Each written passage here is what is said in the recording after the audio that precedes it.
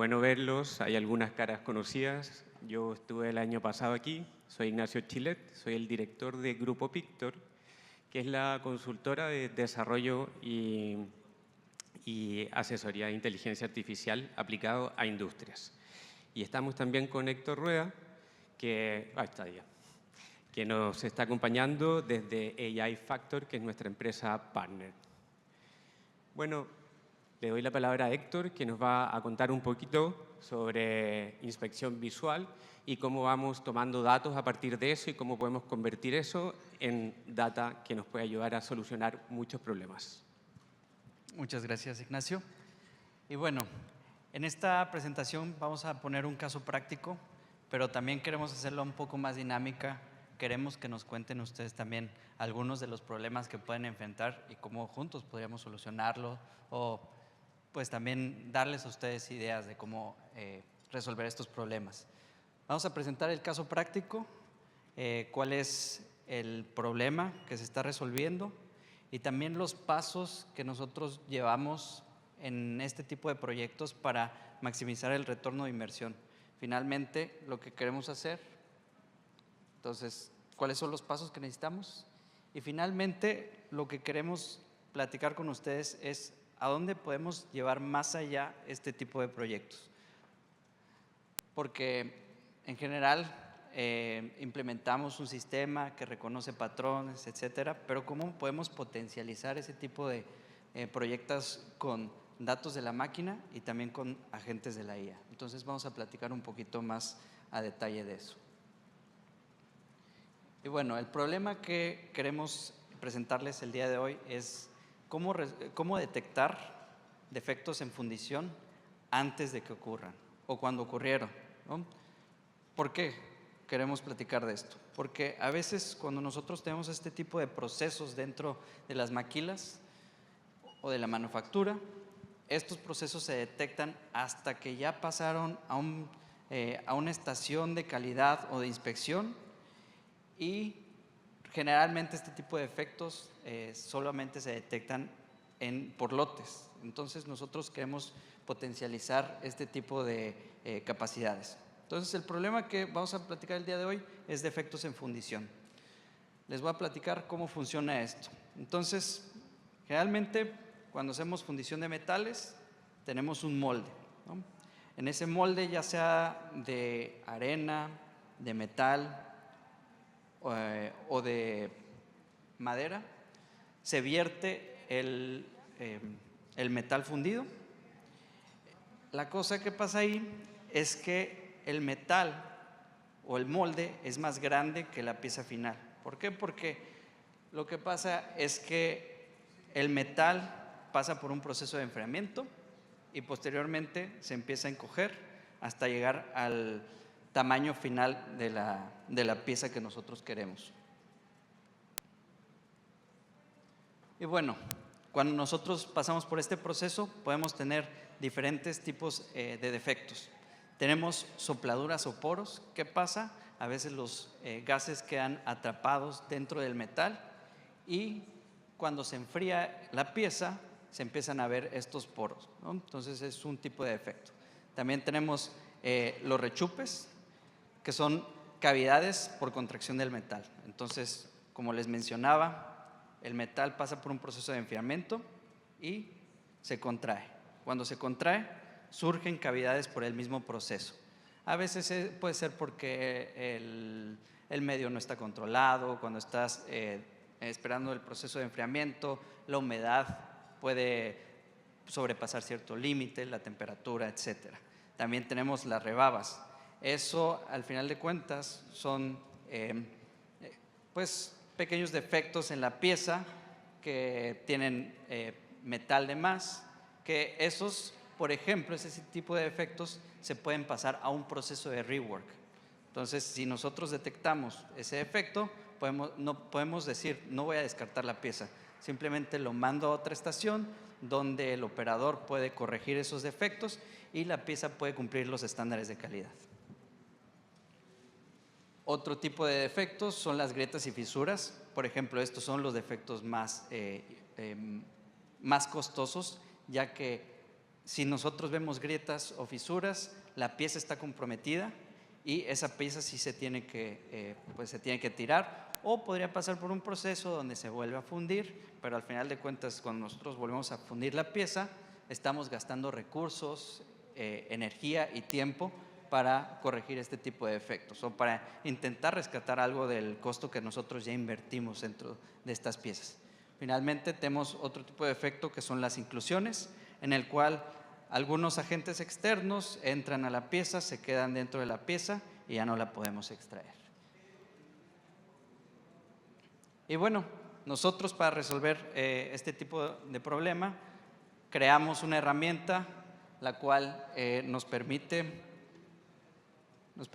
evaluar este tipo de defectos en tiempo real. Entonces, déjenme, les presento.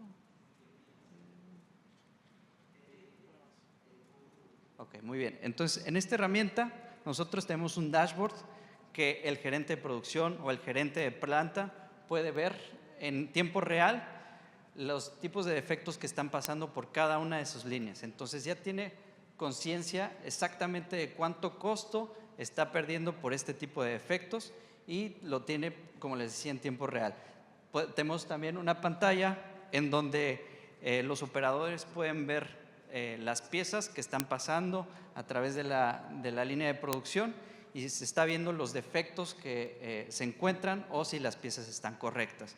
También el operador puede dejar sus comentarios. Si el operador ve que una pieza es etiquetada como que no tiene un defecto, pero el operador claramente ve que hay un defecto, puede dejar su feedback para que la herramienta en un proceso posterior pueda volverse a entrenar, detectar esos defectos y aumentar su precisión.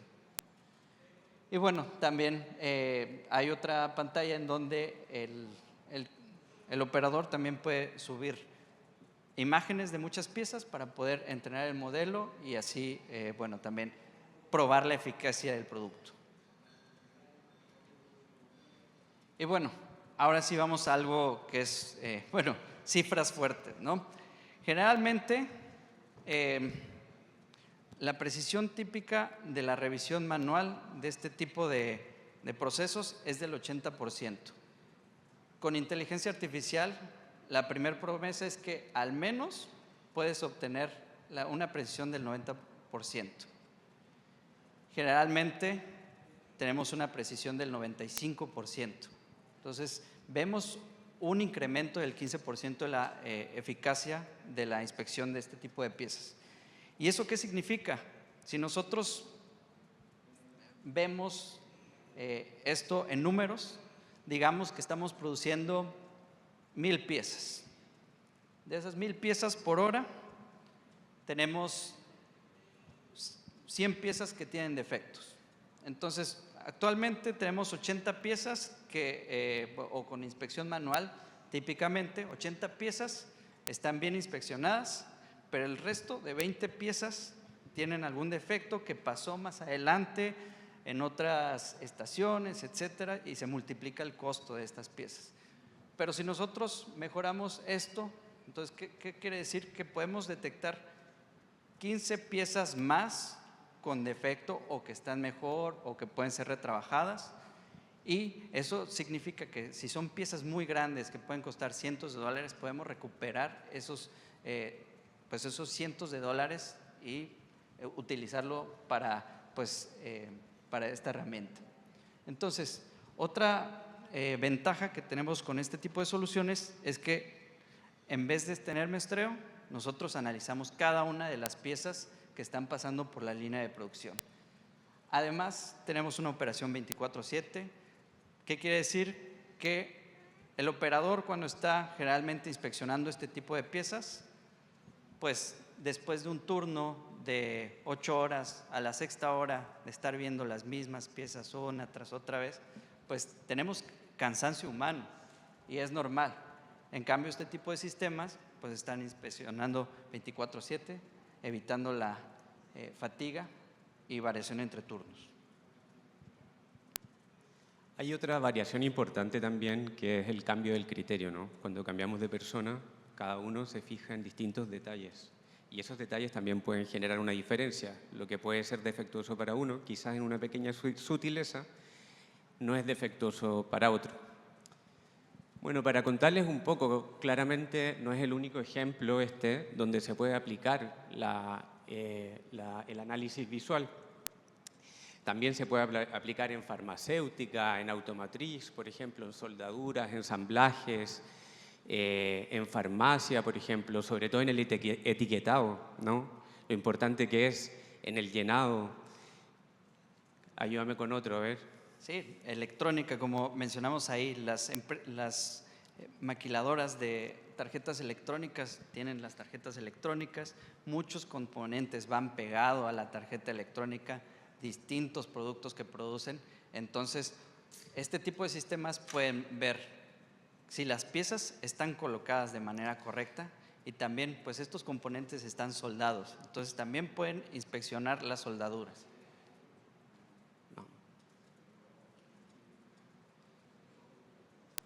Bueno, la buena noticia es que la verdad es que no es tanto lo que necesitamos de ustedes.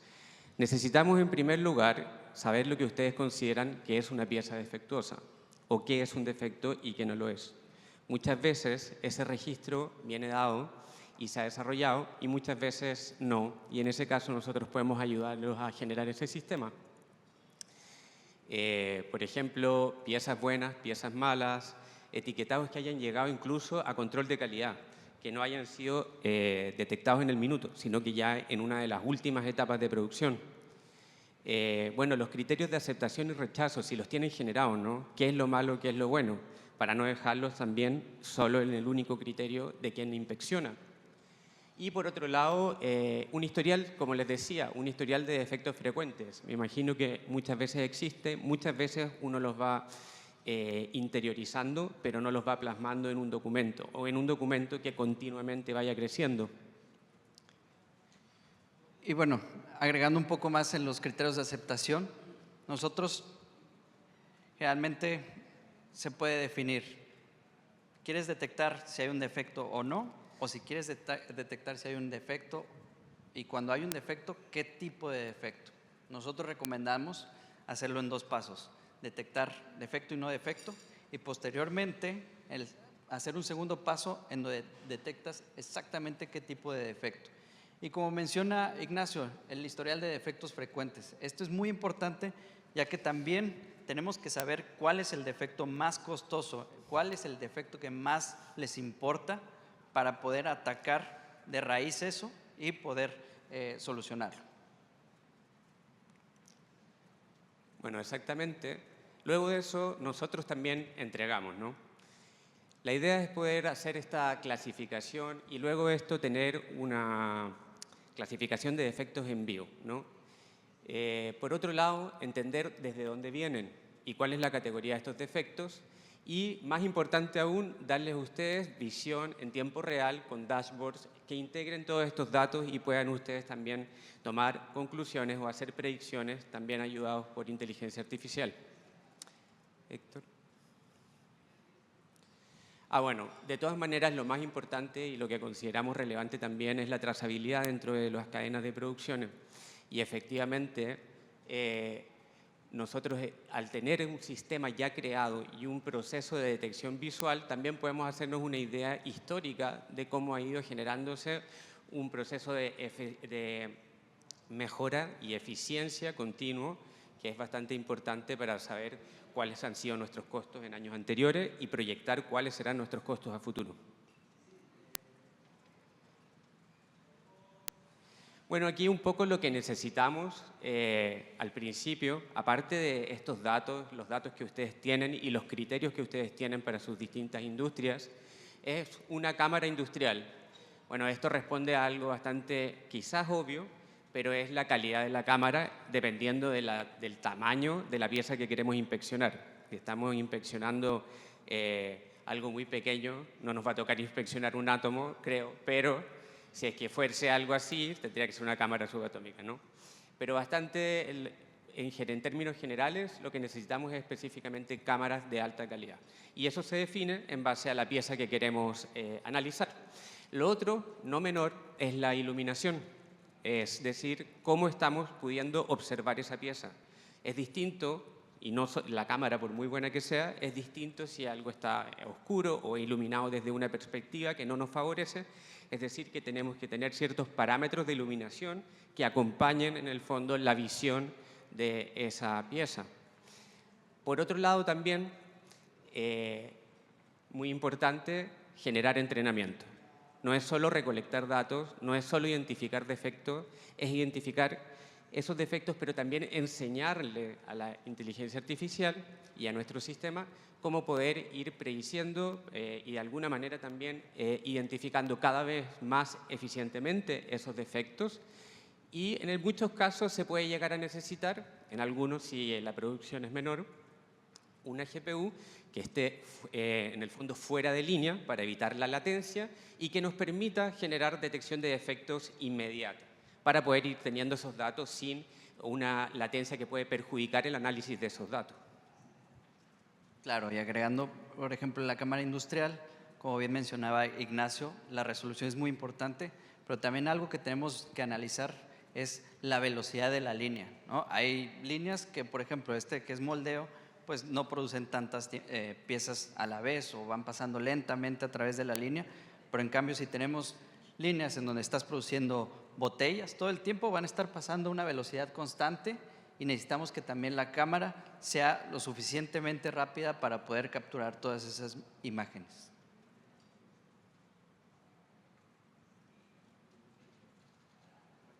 ¿Se escucha, no? Sí, perfecto. Muchas gracias, Héctor e Ignacio. Bueno, Ignacio y Héctor empezaron a hablar un poco de este caso y que se puede aplicar en distintas industrias. Pero lo bueno de esto, que hay una forma, una metodología que se puede aplicar de forma estandarizada. Ahora, ¿cómo se hace esto? No es llegar y comprar un servicio a ciegas y no.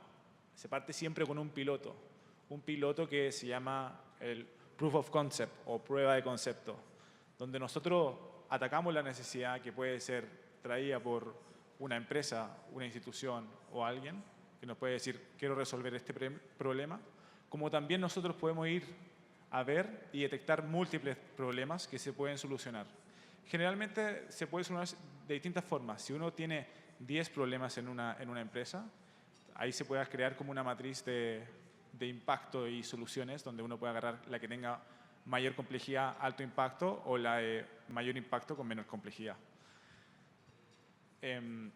Aquí medimos, al anterior por favor, una menos, al piloto. Medimos precisión, falsos positivos, negativos frente a inspección manual y fijamos criterios de éxito. Aquí es súper importante donde nosotros seteamos las expectativas con los equipos en general. Luego, en la parte del punto 2, es la validación de esto. Aquí nosotros ya hicimos la prueba de concepto, seteamos la expectativa, detectamos la necesidad y el problema, y ahora nosotros lo corremos en paralelo. O sea, lo que está haciendo el humano comparado lo que está haciendo la máquina o la inteligencia artificial o machine learning, depende del modelo que se esté usando. Y con eso, después de una aprobación de los equipos de la empresa, el gerente de operaciones o el stakeholder que esté enfrente de nosotros, aprueba eso y ya nos acercamos al punto 3, que es la parte de producción, que es la integración en línea y sus sistemas. Entonces ya pasamos de trabajar de forma manual a una inspección totalmente automatizada. Entonces ya pasamos de prueba de concepto, validación y tercero producción. Ahora, así es como se trabaja y hemos trabajado este tipo de proyectos. Ahora vamos al tema de más largo plazo, porque tampoco no funciona como llegar y comprar esto, sino partimos con cinco fases, que la primera es la fase de descubrimiento, que generalmente puede durar unos 2 semanas, que repito un poco, que valida parte de la prueba de concepto donde nosotros detectamos la necesidad, vamos a la empresa y revisamos cuál es el problema que puede tener mayor impacto con menor esfuerzo o viceversa, mayor esfuerzo con mayor impacto. Ahí se va trabajando dependiendo de la expectativa de lo que se quiera solucionar. Y generalmente eso tiene un alcance y un criterio de éxito que se puede lograr en 1 o 2 semanas. Luego hay que revisar si es que este tipo de empresas recolecta datos. Hay empresas que recolectan datos y otras que no. Pero cuando recolectan datos, ahí nosotros agarramos esos datos, usamos lo que está contando Héctor un poco de limpiarlos, ver si nosotros usamos data sintética o compramos data para poder alimentar estos modelos que van a reconocer este tipo de imágenes para detectar las fallas que el ojo humano a veces no puede detectar. Luego, lo que mencionaba anteriormente, el piloto o el proof of concept, que generalmente puede durar 2 o 3 semanas para poder desarrollarlo. Luego una integración, y después de la integración ya pasamos a una producción continua, operación 24/7, y lo más importante que es la mejora continua respecto a esto. Porque a la siguiente, por favor. Porque el éxito a largo plazo no es meter este servicio o este modelo o este proceso de inteligencia artificial en un microondas y que funcione inmediatamente. Es importante setear las expectativas donde los gerentes, los ejecutivos y las personas que trabajan en las distintas organizaciones entiendan que esto no es de un día para otro. Es un proceso continuo, mejora continua e iteración. Y obviamente lo más importante es un trabajo en equipo por ambos lados. Yo tengo una pregunta. Por favor. ¿Dónde se compra data? ¿Y qué es comprar data? Muy buena pregunta, Ignacio, y te la puedo responder. Después Héctor me puede complementar si quiere. Por ejemplo, no sé si ustedes se han conectado, por ejemplo, a ingresar o actualizar o cambiar algo o participar en cualquier cosa de Internet y le piden, por favor, ¿puede reconocer cuál de estos es semáforo? Lo más probable es que todos ustedes han estado seleccionando los semáforos, algunos se han equivocado, cuál es peatón, cuál es auto, etc. Pero hay muchas fuentes donde uno puede comprar datos de, por ejemplo, si vamos a la industria de la agricultura y queremos detectar las manzanas buenas y las malas, vamos a una fuente de datos y recolectamos miles o cientos o millones de datos donde conocemos manzanas sanas y buenas para vender. No sé si, Héctor, tú tienes otro punto de vista. Sí, efectivamente. También hay repositorios de datos libres que también podemos utilizar para obtener más datos, como Kaggle. O también nosotros podemos generar datos sintéticos, ¿no? Podemos partir de una base pequeña de datos, de imágenes. Podemos entrenar un modelo que saque la estructura de esas imágenes, y otro modelo lo que va a hacer es replicar esa estructura y generar nuevas imágenes. Entonces eso puede aumentar bastante nuestro set de datos. Un punto que me gustaría tocar también, aprovechando que ya estamos abriendo este conversatorio un poco, que es, a mí me gusta mucho hablar de la data sintética, que generalmente se da cuando hay personas detrás, como datos de personas, como por ejemplo si compro un teléfono y tengo mi plan, etc. A veces hay países o regiones que no se pueden utilizar esos datos para entrenamientos de machine learning o inteligencia artificial. Eso va a depender de cada región. Entonces, lo que hacen estas empresas de telecomunicaciones que son altamente restringidas, crean una base sintética sin nombres, sin descripción de quién es, y logran poder crear estos modelos de entrenamiento de datos para inteligencia artificial, la verdad. Ahora, yendo a este éxito de largo plazo, yo creo que muchos de ustedes, cuando quieren cuando buscamos lograr una precisión de detectar un problema, sobre todo del disco de soplado, yo creo que la mayoría le encantaría tener un 100%, ¿cierto? Pero eso de alguna forma no existe o no estaría de forma correcta. Porque si es 100%, se habla de dos conceptos, el overfitted y el underfitted. El overfitted es cuando los modelos son entrenados y luego de eso, cuando la data que usaron para entrenar, siempre va a encontrar la precisión del 100%. Pero ¿qué es lo importante cuando nosotros creamos modelos de inteligencia artificial? No es utilizar la data con la que nosotros entrenamos, sino cómo funciona con data nueva, data que no ha visto el modelo. Entonces, no siempre es bueno encontrar una precisión de un 100%.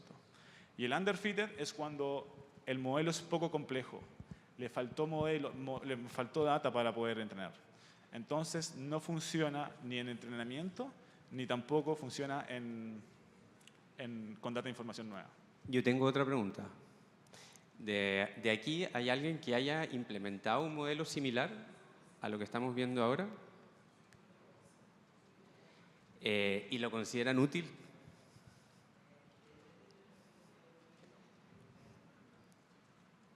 ¿Por ahí levantaste la mano o fue un peinado? Cuéntame. Denle al micrófono.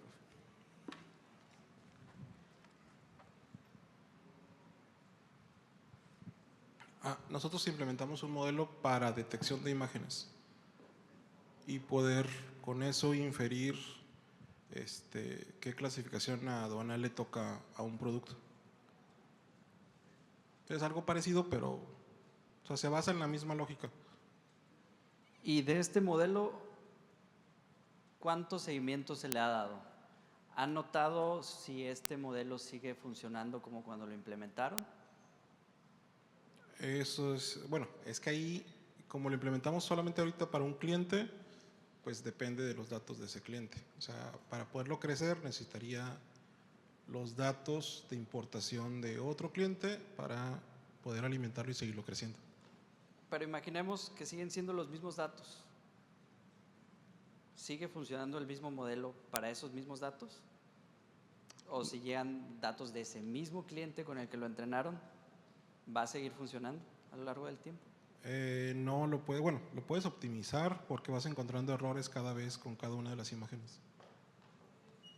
O sea, y de hecho para eso diseñamos un log que después un agente de IA interpreta y optimiza conforme las imágenes que se van cargando.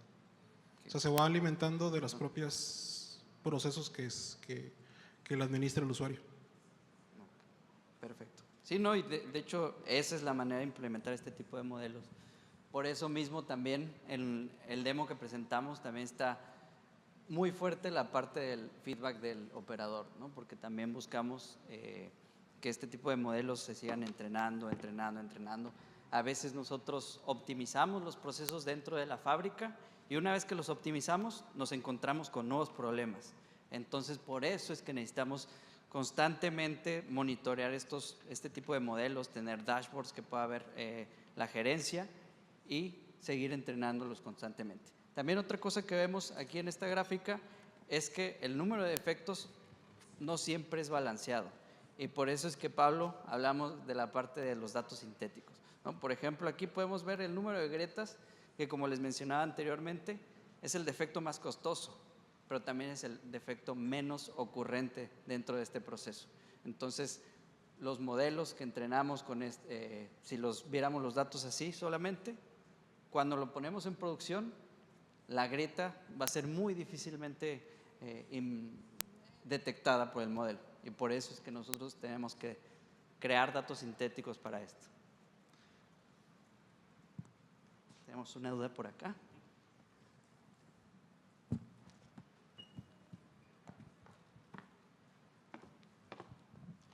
Buenas tardes. Me gustaría nada más complementar lo que comentó el comentario del compañero respecto a la cuestión aduanera. Supongo que es mucho más sencillo cuando hay una infografía, una biblioteca reglamentada en códigos y leyes, que de ahí extrae la inteligencia artificial, por ejemplo, en el caso que él comentaba de la clasificación arancelaria. Si yo le pongo infografía, los libros de clasificación arancelaria, tanto de exportación como de importación, y meto la inteligencia artificial, obvio, me lo va a buscar. Creo que es mucho más sencillo a lo complejo que ustedes manejan, que no es una cuestión reglamentaria, sino que ustedes la tienen que adaptar, tienen que pasarle todo el prompt a la inteligencia artificial para que busque y examine lo que ustedes quieren.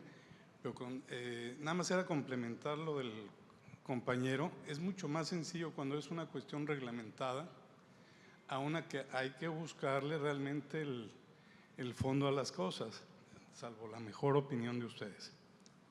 Gracias. No, y muchas gracias por el comentario. Justamente también tenemos que distinguir un poquito entre la inteligencia artificial o la inteligencia artificial generativa o los sistemas multiagentes. En este caso, nosotros utilizamos Machine Learning, que es un poco diferente, y lo que mencionaba, que nosotros entrenamos muy bien con estos datos para que pueda detectar este tipo de riesgos, ¿no? También podemos, otra parte de lo que hacemos en este tipo de proyectos es evaluar el riesgo que tiene una falla no detectada o el costo que tiene. Entonces, creo que se complementan muy bien y justamente más adelante vamos a tocar un poquito más de IA generativa y cómo puede entrar dentro de este tipo de soluciones. Para complementar un poco a la respuesta de lo que decía Héctor, en este tipo de soluciones nosotros buscamos una respuesta binaria del Machine Learning o del lenguaje que nosotros producimos. Si es sí o no, tiene un defecto o no tiene defecto. Ahí me corriges, Héctor, pero lo que nosotros vimos en la matriz de confusión generalmente se da cuando es sí tiene defecto o no tiene defecto. Ahora hay otros lenguajes que van un poco más profundo y resuelven otro tipo de complejos como los que decías tú.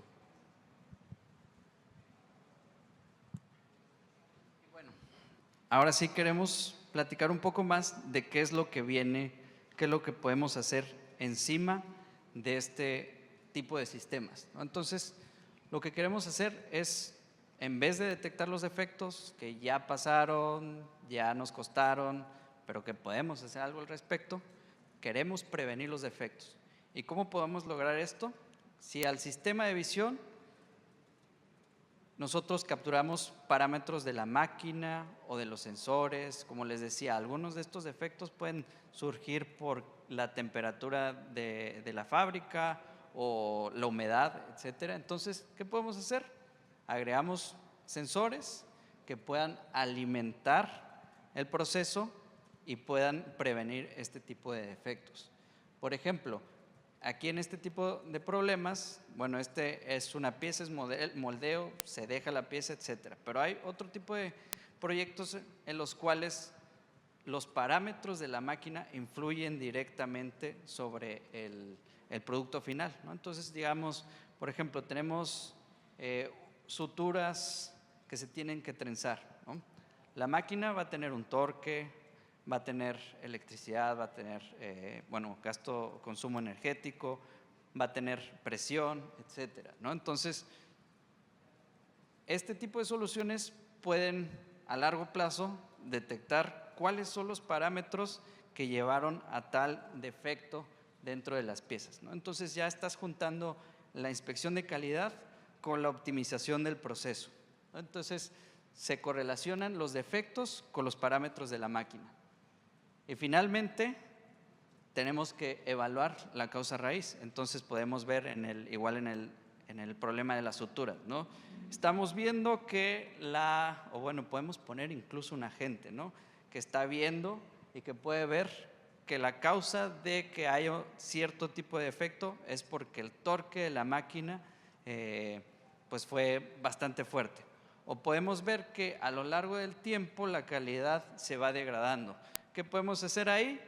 Podemos recomendar o podemos tener agentes que recomienden mantenimiento sobre las máquinas. Entonces, como bien sabemos, el dar un mantenimiento preventivo sobre una máquina es menos costoso que ya tener una máquina que se descompuso y ahora sí tener que hacer mantenimiento, ¿no? Entonces, juntando este tipo de soluciones con parámetros de la máquina, se abren bastante las posibilidades. Y bueno, también podemos agregar agentes de IA encima de este tipo de soluciones. ¿Por qué? Ya tenemos detección de defectos, ya tenemos prevención de defectos. ¿Qué podemos hacer? Podemos entrenar, capacitar a los operadores a corregir esos defectos si es que no se pueden corregir con los datos de la máquina, o ya ofrecer soluciones a los operadores para que, bueno, salió este defecto, tú lo puedes mandar a esta otra estación, puedes hacer este proceso distinto, o incluso con este tipo de soluciones también podrías entrenar a los operadores. Puedes reducir el tiempo en el que los operadores ya se vuelven productivos para una línea de producción, ¿no? Ya que les puedes dar una capacitación por encima sobre lo que es más riesgoso, etcétera, y a lo largo del tiempo, pues las recomendaciones de la inteligencia artificial les ayudan a completar esa capacitación. Y pues en resumen, ¿qué queremos hacer? Detectar defectos, primeramente. A la frontera que vamos es resolverlos y prevenirlos.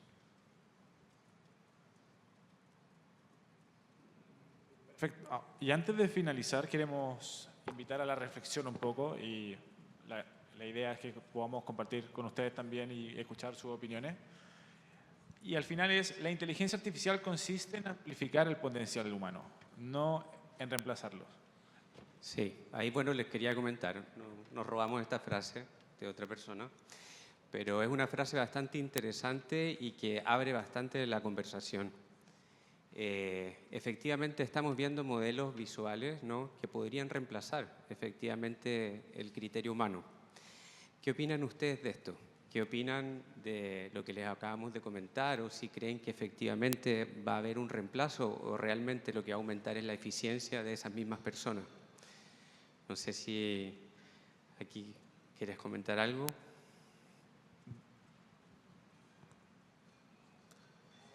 Yo si quieres. Puedes partir tú. Y durante el Summit he estado escuchando otros conversatorios de otros speakers y estoy muy de acuerdo con dos, la verdad.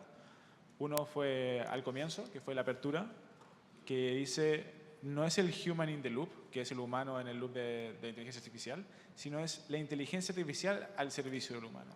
Y eso es clave porque al final lo que nosotros queremos es que mantener a la persona y ser la más productiva. Que sea una herramienta para poder desarrollar más cosas. Y el otro tema es de Mercado Libre, donde me quedo con eso, donde hace 2 o 3 años él podía manejar 2 o 3 proyectos. Hoy día él está manejando más de 15 proyectos con la inteligencia artificial en el mismo tiempo. Entonces eso hace que podamos ser más eficientes, hacer más cosas con el mismo tiempo.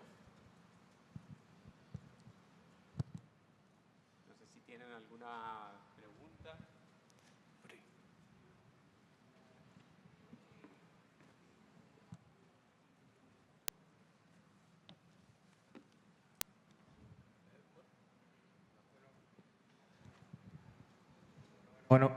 Bueno, ya. Pues primero que nada, muchas gracias. La pregunta que tengo es si podemos entender su plataforma como un sistema de gestión de calidad, ¿no? Dentro de su propuesta de valor, ¿cuál dirían que es el diferenciador clave, ¿no?, como para competir con las integraciones que ya tienen plataformas legacy, sean ERPs, Oracle, SAP, Odoo? Dentro de su propuesta de valor, ¿cuál dirían que es como un diferenciador que logra pues, posicionarlos, ¿no?, dentro del mercado? Sí, justamente creo que es una muy buena pregunta. Yo lo que te puedo decir es que generalmente estas plataformas son de código cerrado o te fuerzan a que tú utilices sus mismas tecnologías. A veces este tipo de soluciones pueden ser incluso más costosas. O por ejemplo, algo que nos encontramos en este tipo de proyectos es las cámaras. Hay cámaras que te fuerzan a que solamente utilices su software para analizar imágenes. No está abierto, entonces no hay manera de poder contrarrestar eso. En cambio, en este caso, buscamos cámaras que te permitan extraer a ti la data y así poder pues, entrenar este tipo de modelos. Muchas gracias.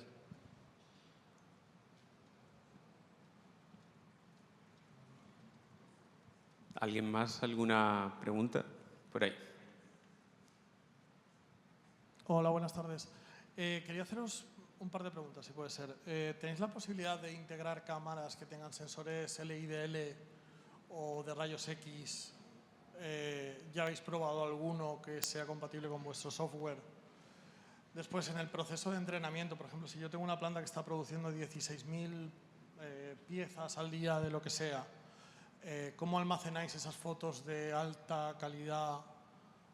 ¿Lo hacéis en local, lo hacéis en nube? ¿Y qué tiempos necesita vuestro sistema para tomar la imagen y decidir que el producto es válido y no es válido? O sea, ¿estáis por debajo del segundo o por encima?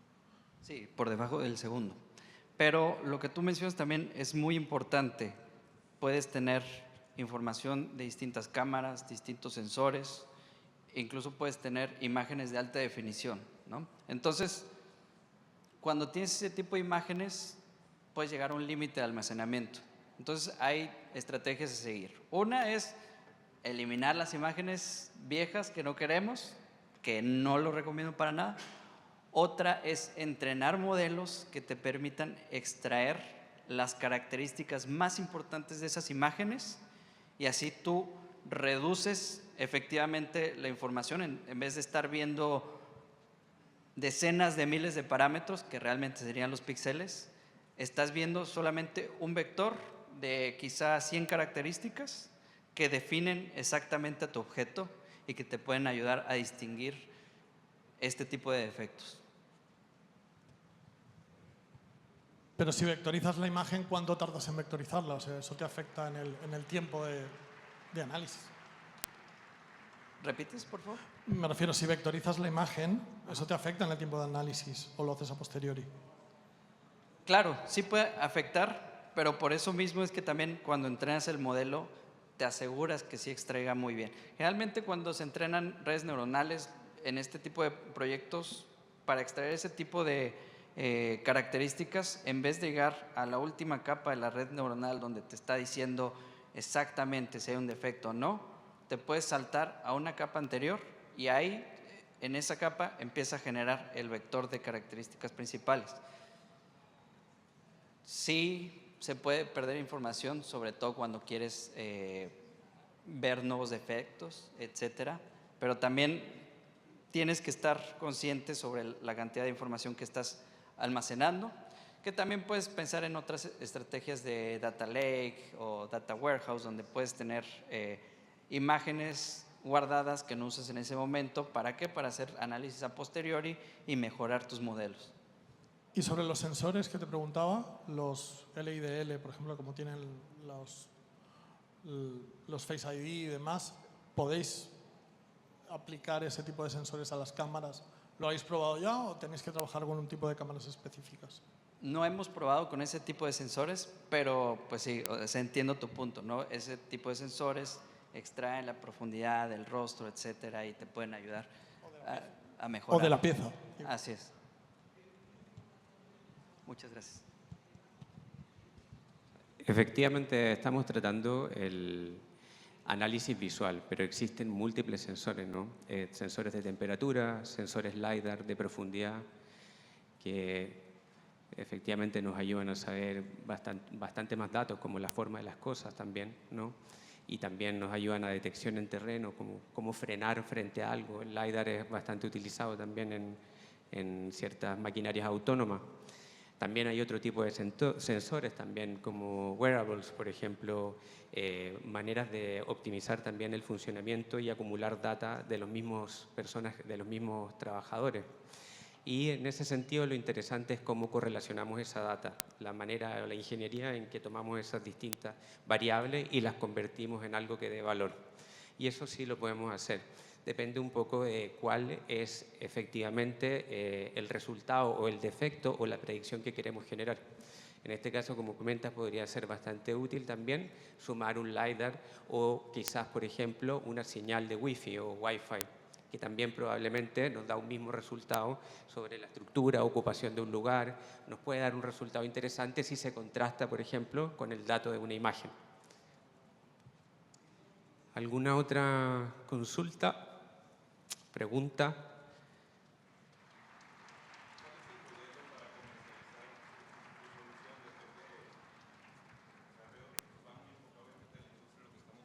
Pero a lo mejor a un sector más pequeño, a lo mejor el manejo de la madera y la interpretación que tiene que ser con las variantes tan diversas, ¿no?, que tiene la madera, y en base a eso tomar decisiones. ¿Su solución cómo la comercializan? Mira, nuestra pasión y lo que nos entretiene efectivamente de ser consultores es que nuestra tecnología en sí se puede aplicar a distintas industrias. Lo que tenemos que hacer es reconocer esas industrias y efectivamente mientras más diversas sean, más nos hacen generar aprendizaje sobre distintas variables.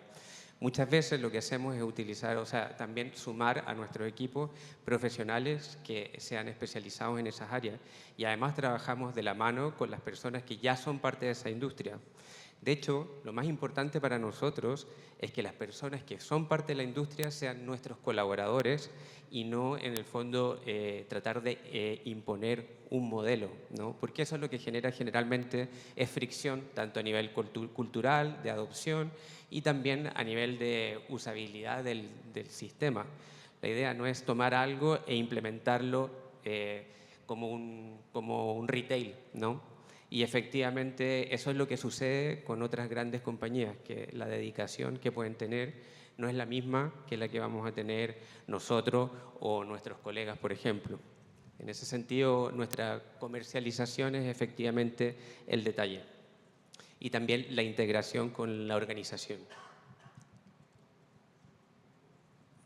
¿Alguna otra pregunta?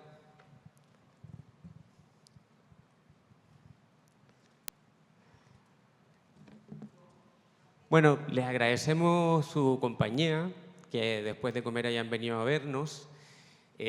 También vamos a estar algunos de nosotros en un conversatorio al cierre, generando también instancias de preguntas, respuestas y también debates entre nosotros mismos, porque aunque no lo crean, tenemos opiniones distintas de muchas cosas, por ejemplo, sobre esto.